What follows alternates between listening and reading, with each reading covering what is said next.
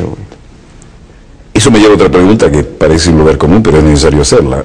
¿Se resintió la clase terrateniente, siempre poderosa en esa hermana república, y la clase económica, cuando usted, viniendo de una familia de historia de terratenientes y vinculada al capital, trató de darle beneficios mínimos a la clase trabajadora? ¿Se le dieron vuelta? ¿Qué pasó? Ok, no todo, ¿verdad? Porque hay que ser honesto. La empresa privada tiene diferentes sectores. Hay sectores progresistas dentro de la empresa privada y hay otros que son más reaccionarios que los propios reaccionarios de la ultraderecha. A mí me concientiza la política.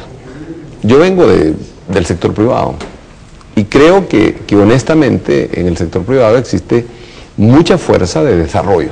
Yo ahí me crié, ahí generé muchos procesos. Fui directivo del sector privado muchos años, trabajé 7, 14 años dentro del sector privado. Y en mi vida privada me he dedicado a la empresa privada, ganadería, agricultura, madera, comercio, industria. Pero cuando entro en política como diputado, empiezo a ver la inmensa pobreza de Honduras, las inmensas injusticias, desigualdades. Y cuando entro en la parte económica me doy cuenta de que hay medidas que se pueden tomar en la macroeconomía. Y eso es lo primero que hago al llegar al gobierno.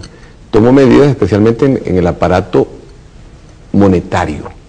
Bajo los encajes bancarios, bajo los diferenciales de encaje bancario en el Banco Central.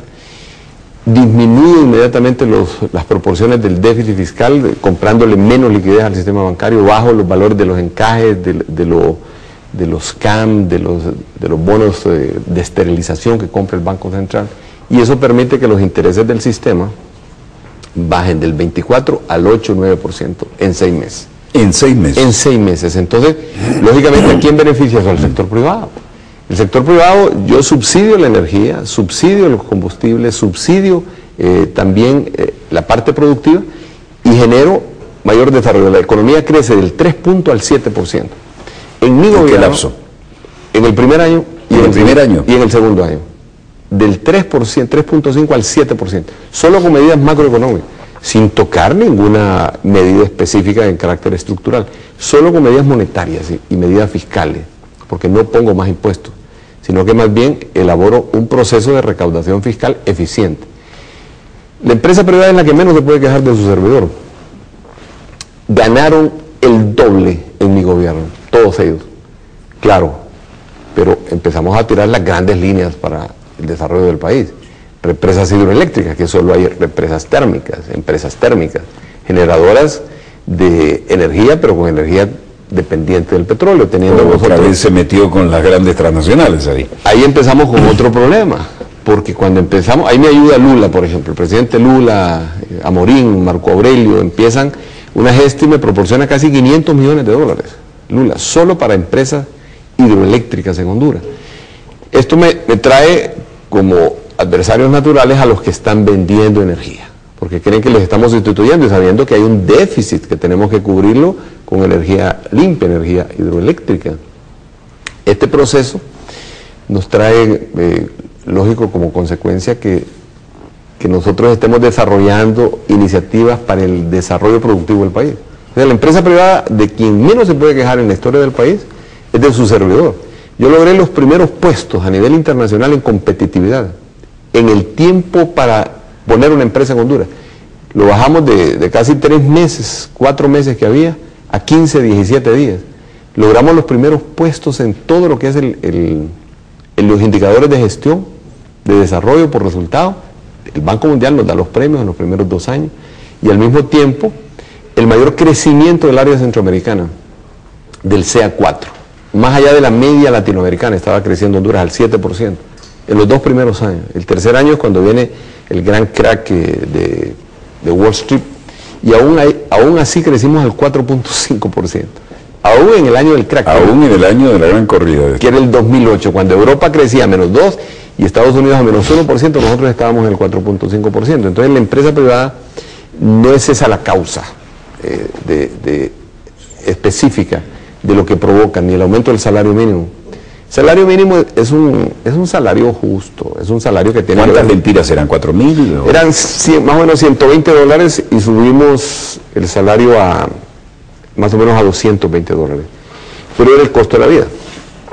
El crack de Nueva York produce una elevación del 300% de toda la canasta de alimentos.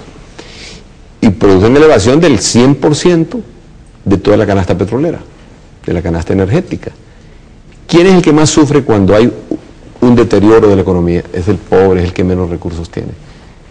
Entonces mantuvimos equidad en el proceso, o sea que realmente el sector privado no, en su gran mayoría, ahora hay otros dirigentes de la empresa privada que tienen monopolios, que tienen control de la economía, que esos no querían realmente que hubiera una encuesta de participación ciudadana, que le tienen miedo a estos procesos de participación ciudadana y las medidas en contra de la política errónea de las petroleras, las medidas para buscar energía alternativa como energía renovable, energía limpia, traía como consecuencia que tanto el sistema bancario, que son los padrinos de esta gente, como ellos tuvieran una reacción en contra del gobierno y que promovieran la rebelión de los militares.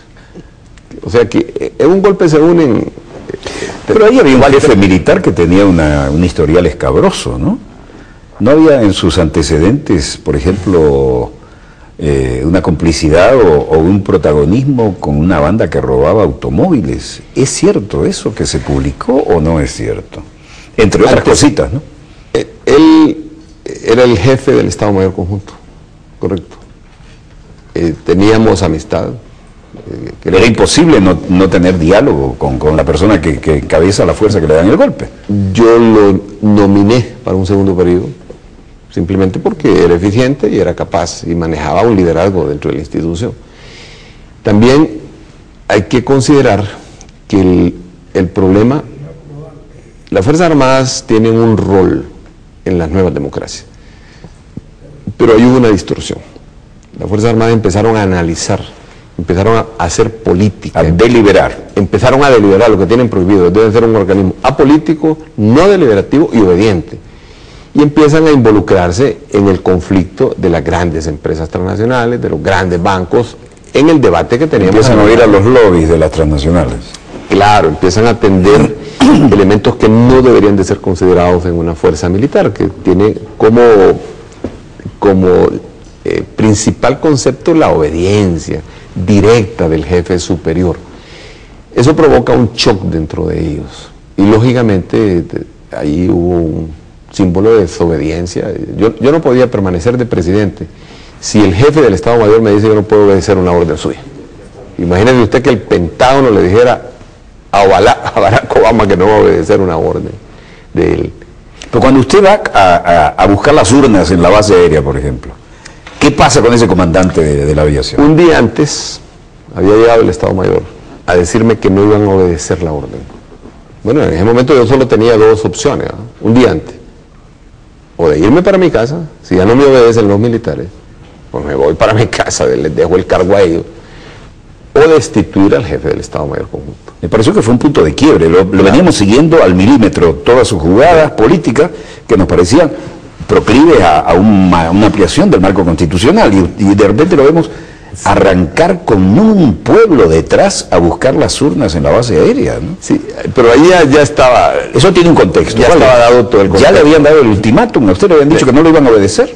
Una noche antes, pero eso fue público. Y después de salir de mi oficina, yo le dije, comandante, usted sabe lo que está haciendo. Si me dice que no me puede obedecer, y usted es mi subalterno, yo lo nombré a usted, solo me quedan dos caminos. O irme para mi casa, o pedirle su renuncia y destituirlo. Ipso facto. Entonces él me dijo, yo lo sé, presidente, usted tiene que quitarme hoy. Ya lo sé, ya lo tengo previsto. Óigame, yo anuncié en una radio, fíjese bien lo que es un complot de un golpe, que es una conspiración, ¿verdad? Todo estaba listo. Expliquemos ahora por qué iba a buscar usted las urnas. Ok. Yo anuncio en una radio, esa misma noche, a las 9 de la noche, que el comandante del jefe del Estado Mayor Conjunto va a ser sustituido de su cargo. Solo anuncio en una radio. ¿Y sabe lo que hizo el fiscal del Estado? Que es alguien comprometido con el golpe de Estado y que todavía está de fiscal. Lo que hizo fue presentar un requerimiento fiscal a la Corte de Justicia para que la Corte me impidiera destituir a mi subalterno. Óigame, ya estaba el golpe hecho esa noche, pues, Claro. solo con un anuncio, ni siquiera lo había quitado, porque tenía que hacer un decreto. En base a un anuncio, la Corte se pronuncia de que yo no puedo quitar a mi subalterno.